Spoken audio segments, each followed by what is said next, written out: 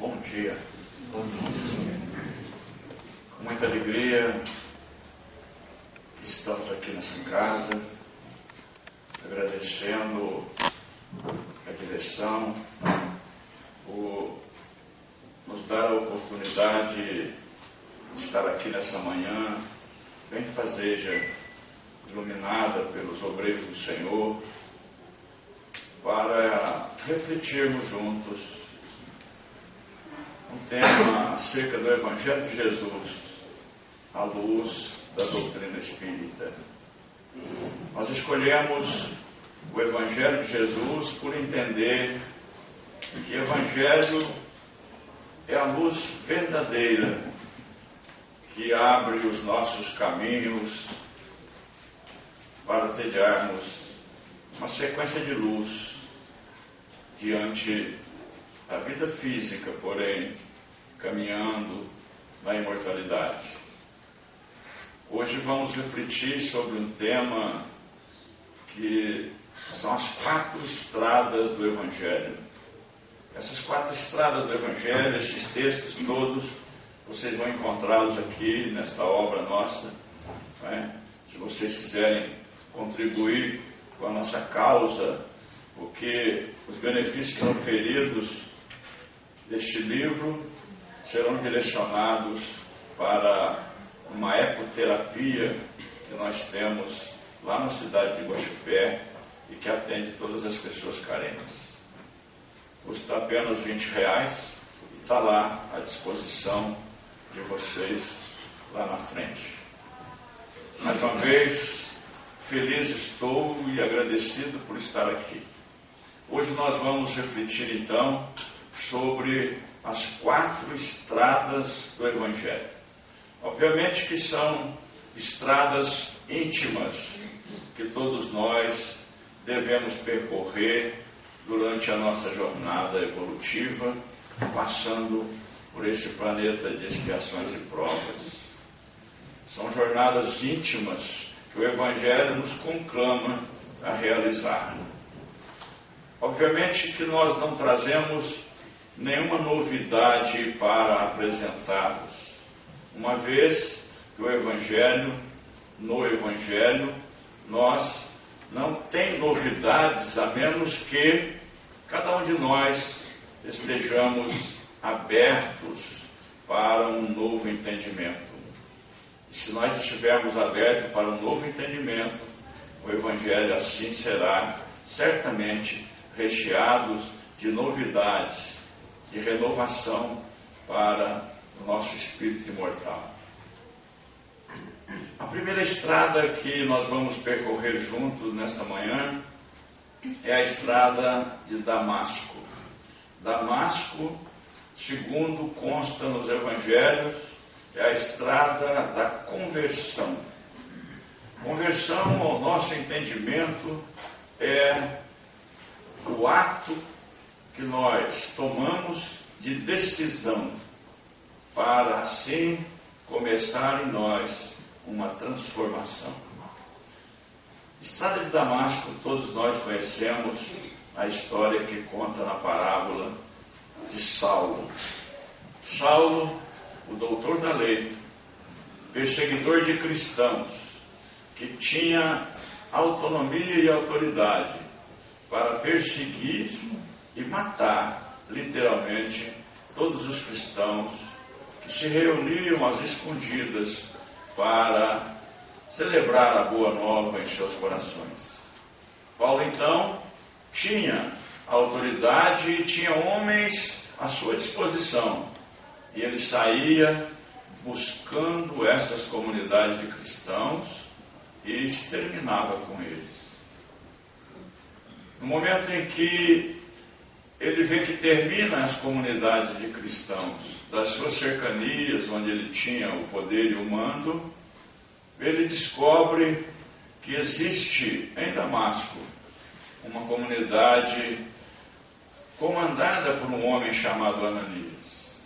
Ele vai ao Sinédrio, pede uma carta de autorização para que possa ir a Damasco e exterminar também com aquela comunidade. recebida esta autorização, ele toma do seu exército e caminha para Damasco, para lá exterminar esta comunidade de cristãos comandada por Ananias. No que, quando vai se aproximando da cidade de Damasco, diz o texto bíblico que às portas da cidade ocorre-lhe um fato muito importante para a sua vida, imortal. Quando que uma luz se abate sobre ele, e essa luz literalmente o cega, cegando junto com aquela luz uma voz que cala na sua consciência e no seu coração. E ele ouve aquela voz que lhe fala: Saulo, Saulo, por que me persegues? Essa voz que cada um de nós deveríamos ouvir na nossa consciência, dizendo: Valmor, Valmor, por que me persegues? E ele cego, literalmente cego, e agora com aquela voz batendo na sua consciência, cai da sua montaria, ainda aturdido, olha para um lado e para o outro, porém não vê absolutamente nada, porque estava cego naquele momento. Pergunta: quem és tu, Senhor? E a voz responde a ele: eu sou o Cristo de Deus, a quem tu persegues. Ele pensa muito, por um período curto, mas que dá um longo tempo na sua consciência, e pergunta: Senhor, o que queres que eu faça? Aquela voz diz a ele que era que ele seguisse com um dos seus homens até Damasco, e que se hospedasse numa hospedaria que lhe foi indicada na entrada da cidade, e que permanecesse lá por 3 dias, quando lhe viria em ajuda um homem. Nesse tempo, Jesus fala com Ananias em sonho: Ananias, procure na hospedaria um homem chamado Saulo e devolve-lhe a visão. Ananias disse: mas Senhor, este homem não é aquele que vinha para nos matar? Sim, só que esse homem hoje está transformado, Ananias. Esse homem hoje não mais perseguirá os nossos irmãos. Esse homem hoje será um dos nossos. Vá, Ananias, e devolva-lhe a visão. Assim Ananias procura aquela hospedaria e encontra-se com Saulo, agora transformado ou em transformação. Muda o nome para Paulo. Agora seria Paulo apóstolo. E Ananias então, encontrando com ele, impõe as mãos como nós impomos as mãos aqui no passe na casa espírita. E o texto do Evangelho nos fala que com a imposição de mãos cai como se fossem escamas de peixes dos seus olhos, e Ananias devolve-lhe então a visão. Paulo volta a enxergar e vê então aquele homem que ele buscava para matar, que agora lhe salva, ele devolve a visão, e que agora era um irmão seu em humanidade. Aí começa então o que nós chamamos de transformação, porque a conversão já havia se dado no momento em que ele fala com Jesus: que queres que eu faça? Agora teríamos que empreender a marcha da transformação. Então, retomada a visão física e podendo se transportar, Paulo segue o seu caminho. Mais tarde ele escreve na primeira carta aos Gálatas, se não me engano, no versículo 13, dizendo que, saindo de Damasco, ele vai para as Índias e fica por lá 3 anos. Certamente que nesses 3 anos, buscando uma introspecção e o conhecimento mais profundo da Boa Nova, para agora ser o apóstolo.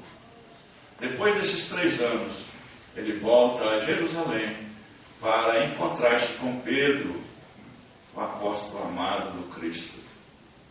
Pergunta a Pedro se já estaria no momento de começar a sua peregrinação. E Pedro diz a ele: meu querido irmão, o Mestre nos disse que você tem que voltar às suas origens primeiro e depois ter a certeza de que verdadeiramente é isso que você quer. E ele então volta à casa paterna, que é recebido obviamente de braços abertos, na certeza de que ele voltaria atrás na sua decisão e que voltaria a ser o doutor da lei. Mas Paulo, agora convertido, agora transformados, não aceita voltar a ser o que era. Ele está decidido a continuar sendo um cristão e um divulgador da Boa Nova. Então, certamente que sofre todas as agruras da sua origem, todas as humilhações, todas as separações, todas as dores, até que ele começa, então, a sua peregrinação e transforma-se no apóstolo dos gentios, disseminando agora o Evangelho do Mestre Jesus. Então, Damasco é a estrada da conversão, essa estrada que possibilita a cada um de nós fazer essa viagem íntima, porque não é de outra forma essa viagem. Nós temos que consubstanciar o Evangelho do Mestre Jesus e nos transformar intimamente, na medida do entendimento e da capacidade de cada um, porque o Evangelho propõe que a cada um seja dado segundo as suas obras. Então não poderia ser diferente quando o Mestre Jesus nos conclama: aquele que quiser vir após mim, negue-se a si mesmo, tome a sua cruz e siga-me. Assim, Damasco é a estrada da transformação. Preparados agora na nossa transformação, podemos empreender esforços para transcorrer e percorrer uma outra estrada, que é a estrada de Jerusalém. Jerusalém é para nós a estrada do testemunho. Nós precisamos estar verdadeiramente transformados pela fé para dar o testemunho da Boa Nova. E Jerusalém é a estrada do testemunho. Quando o Mestre Jesus convida os seus apóstolos e discípulos para voltarem a Jerusalém, eles dizem a ele: mas Mestre, não sabes que eles o procuram? Não sabes que eles querem matá-lo, querem prendê-lo? Ele sabia de tudo porque ele ia passar. Tanto sabia que no momento de oração, ele roga ao Pai: Pai, se for por tua vontade, afasta de mim esse cálice. Mas a vontade do Pai era não afastar o cálice, porque ele tinha que testemunhar o porquê ele estaria no nosso meio. Se ele veio para implantar a lei do amor nos nossos corações e na nossa consciência, ele tinha que testemunhar isso. Foi então a Jerusalém. Antes de entrar na cidade, ele pede a um dos seus discípulos que vá à frente e empreste um animal de um cidadão que estava lá alugando os animais, para que ele pudesse entrar em Jerusalém montado em um burrico. o discípulo vai, empresta o animal e o traz. E ele entra em Jerusalém, montado no lombo de um burrico. E por que ele fez isso?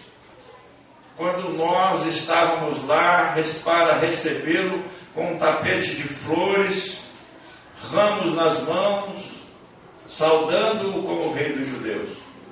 Porque ele entraria montado no burrico. Porque o Cristo não veio para derrogar as leis, mas para dar sequência às leis. E o profeta teria dito que o rei dos judeus entraria na Terra Santa montado no lombo de um burrico. E assim ele fez para que se cumprisse as profecias. Também por uma outra razão especial que ele sabia, mas que nós não sabíamos, que ele não queria pisar com as suas sandálias naquele tapete de iniquidades, de falsidades.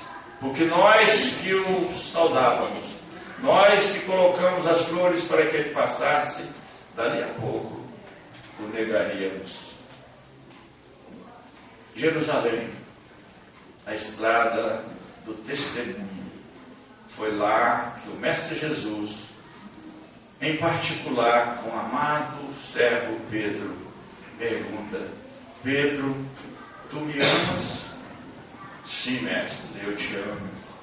Repete a pergunta por 3 vezes e Pedro responde que o ama por 3 vezes consecutivas. Mas Jesus, conhecedor de tudo, disse a Pedro: Ah, Pedro, ainda hoje, antes que o galo cante, tu me negarás 3 vezes. E realmente quando o Cristo é pego, é aprisionado, é traído por um dos seus servos, entregue ao mando do exército. Nós, os discípulos, onde estávamos?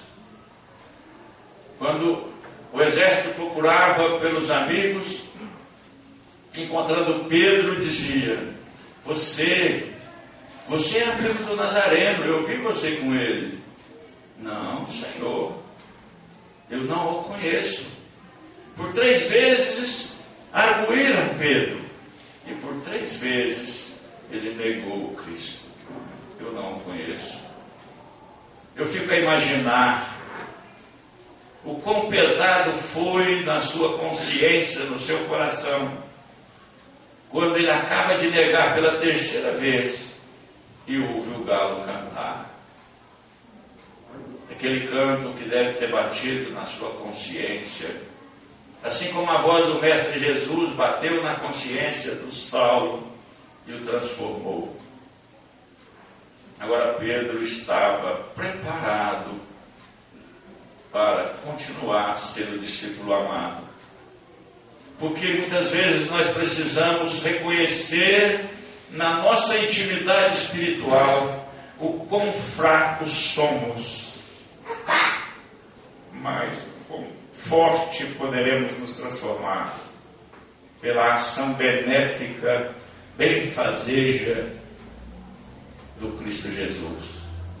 Quando nós deixamos que o Cristo verdadeiramente bata no nosso coração, quando nós permitimos que Ele faça morada em nosso coração, certamente nós temos um poder imenso de transformação. É preciso urgentemente que cada um de nós impetramos essa transformação em nós, porque nós estamos num mundo em transformação. Nós estamos num mundo que o seu progresso vai levá-lo à regeneração. E nós, os espíritos imortais, filhos de Deus, que sabem um dia a sua imagem e semelhança, temos que possibilitar a nossa transformação para sermos propensos ao bem e galgar a nossa próxima meta, que é a regeneração.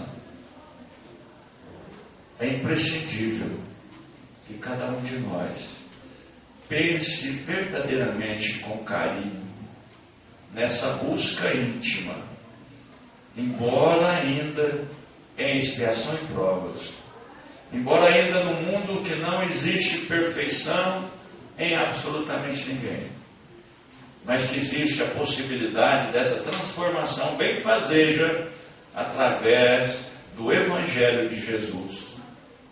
E nós temos nas nossas mãos aquilo que o Mestre prometeu, o Consolador, através do Espírito de verdade, que ficará conosco segundo o Evangelho, que nos fará relembrar tudo que o Cristo nos disse e nos ensinará a produzir muito mais até o final dos tempos nossos, no processo de idas e vindas, no processo de reencarnação. Não é por acaso que nós nos encontramos nesta manhã, nessa casa bendita, para reflexões que nos tornará homens melhores. Porque a proposta da doutrina espírita certamente que não é transformar os homens em espíritas, mas transformar os homens em homens de bem, onde quer que se encontrem. Então nós precisamos dar o nosso testemunho de vivência cristã, de espíritos em evolução.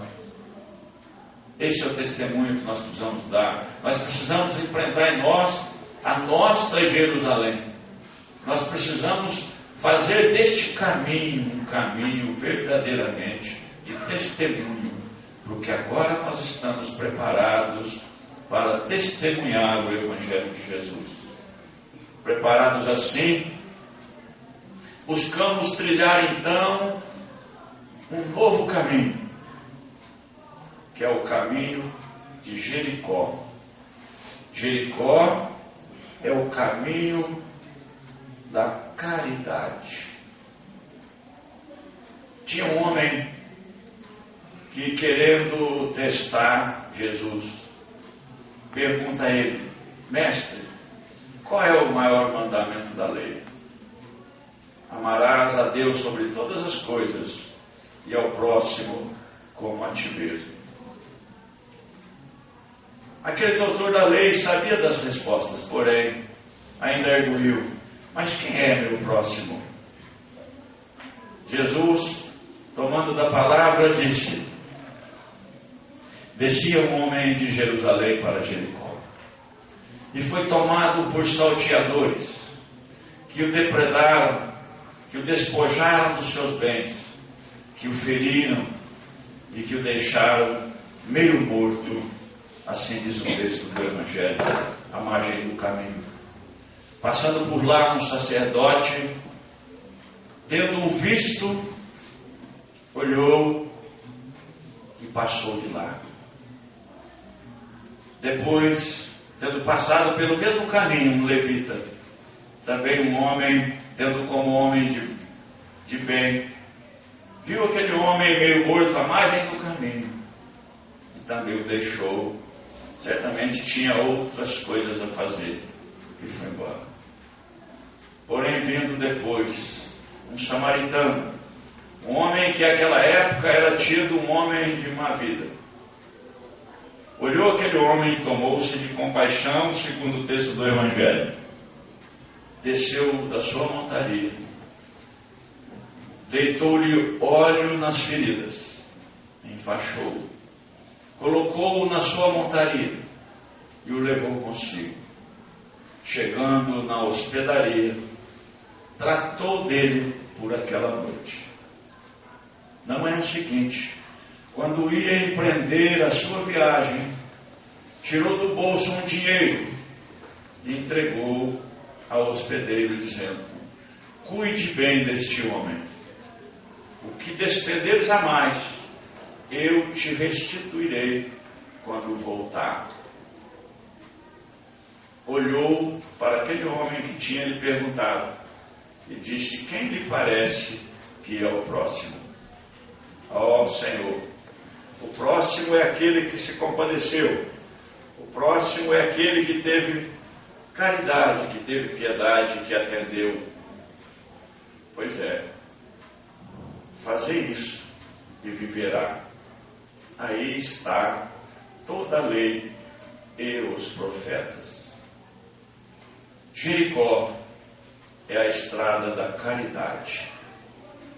Nós temos um chavão que nos diz na doutrina espírita e no Evangelho: fora da caridade não há salvação. Mas o Evangelho, à luz da doutrina espírita, nos explica claramente o que é beneficência e o que é caridade. Porque nós, às vezes, entendemos errado a questão da beneficência.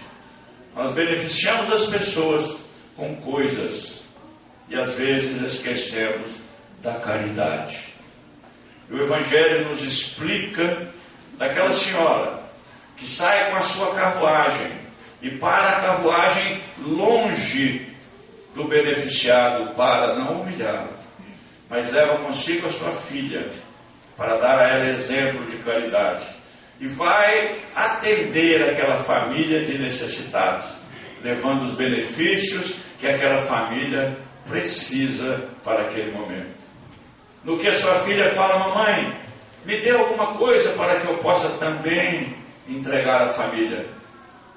A mãe diz a ela: filha, que mérito tereis se eu te entregar alguma coisa para você transferir a outra?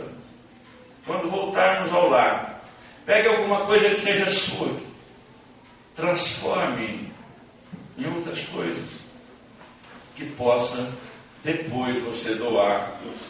Aí sim, você estará dando uma coisa sua. Nós precisamos começar em beneficiando os necessitados, nos doar a eles. A caridade da audição. Muitas vezes uma pessoa precisa mais de falar conosco do que de receber um benefício material. Muitas vezes uma pessoa precisa mais de nos abraçar, porque não tem quem abrace ela. Ela não tem um carinho de ninguém, nem do seu familiar. Devemos tomar o exemplo de Pedro. Quando lhe chega um doente, ele pede uma moeda. E Pedro diz: não tenho prata nem ouro, mas do que tenho, isto te dou. Abraçou aquele homem e o curou das suas mazelas. Nós temos que aprender a nos desarmar de pensamentos escusos e nos armar de pureza, de sensibilidade que o Evangelho possibilita a cada um, porque o Cristo nos disse com toda clareza: vós sois deuses. Nós temos o germe de Deus latente em nós e precisamos desenvolver esse germe, essa divindade, para poder colocá-la à disposição dos nossos irmãos. Porque o Evangelho fala: toda vez que fizeste isso a um desses pequeninos, é a mim que o fazeis. Nós precisamos aprender a olhar os pequeninos, aqueles que nós chamamos de necessitados, porque na verdade necessitados somos nós que precisamos deles para nos evoluir e nos desprender e servir. O exemplo, se queremos seguir do Cristo, ele diz: eu não vim para servir, para ser servido, mas para servir. Então nós precisamos verdadeiramente servir na causa do Cristo, agir no bem, para o bem.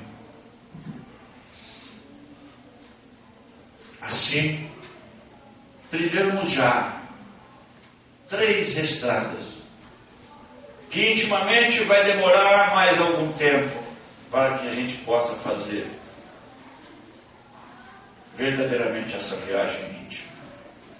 Mas agora, depois do que aconteceu com o testemunho, depois da crucificação do Mestre Jesus, depois que permitimos que isso for feito a Ele, nós estamos agora desesperados e precisamos de algo diferente para nos sustentar, para que possamos seguir nesta caminhada. Então vamos percorrer a estrada de Emaús, porque Emaús é a cidade dos conselhos, é onde os sacerdotes estavam com as suas sinagogas, e que os homens necessitados de esclarecimento corriam a Emaús para buscar esclarecimento e conselho para as suas dores. 2 conta-nos o Evangelho, 2 dos discípulos de Jesus, desesperados após essa crucificação, vai a Emaús para buscar conselhos. O texto do Evangelho fala que era Cefas e Cleófas. E eles seguiram todo preocupado e desesperado. E a preocupação era tanta que eles não percebiam nada ao seu lado. Do que um homem caminha junto com eles. Eles aceitam a companhia daquele homem, e aquele homem calado, só ouvindo a conversa dos dois, reclamando, lamuriando. E o homem pergunta: por que tanto desespero em vossos corações? Por que tanta dúvida em vossa consciência? E eles dizem àquele homem: por acaso és estrangeiro? Por acaso não sabes o que ocorreu com o nosso Mestre Jesus, o nosso Nazareno amado, que foi injuriado, que foi julgado, que foi preso, que foi crucificado? Não sabes que isso aconteceu? Nós estamos desesperados agora, sem o Mestre, sem saber o que fazer. Vamos então buscar conselhos a Emaús. Empreende a viagem, segue a viagem, lamuriando. E aquele homem segue junto, o dia todo, aquela caminhada, até que ao final da tarde, ao escurecer, eles encontram um lugar para passar a noite. Cefas e Cleófas convida aquele homem para passar a noite com eles, adentrarem o espaço onde eles iriam usar para passar a noite. Aquele homem aceita. E ao chegar o momento da ceia, da refeição, aquele homem toma do pão, dá graças, parte o pão e dá aos discípulos. Neste momento foi para Cefas e Cleófas o momento das escamas saírem da sua visão, e eles poderem perceber que aquele homem era o mestre dos mestres, que para eles tinham morrido, que para eles não existia mais. Mas o mestre volta ali com toda a lucidez, com todo o brilho, com todo o amor, para provar a todos nós, a toda a humanidade, a imortalidade da alma, para mostrar para nós que nós somos espíritos imortais, filhos de Deus, e que é possível também nos comunicarmos com os nossos queridos espíritos amigos. Jesus se faz presente e mostra para eles, mostrando para cada um de nós, que nós não precisamos temer absolutamente nada, que nós precisamos amar verdadeiramente, porque o Espírito de verdade fala-nos textualmente no Evangelho, à luz do Espiritismo: aquele que ama verdadeiramente não perecerá nem do corpo, nem do Espírito. Aqueles dois homens que estavam a caminho de Emaús para buscar conselhos, não precisou mais empreender a viagem a Emaús, porque eles encontraram ali, naquele momento, o Mestre dizendo a eles: sois imortais, e eu estou com vocês. Permita que eu adentre a sua consciência e o seu coração, e jamais sairei, jamais abandonarei a cada um de vós. Se nós, meus queridos irmãos, permitirmos que esse Cristo de Deus adentre o nosso coração e a nossa mente, lá na nossa consciência, onde está escrita a lei de Deus, que possamos permitir que Jesus faça morada na nossa consciência, e nós jamais estaremos sozinhos. Nós estaremos consolados para a imortalidade.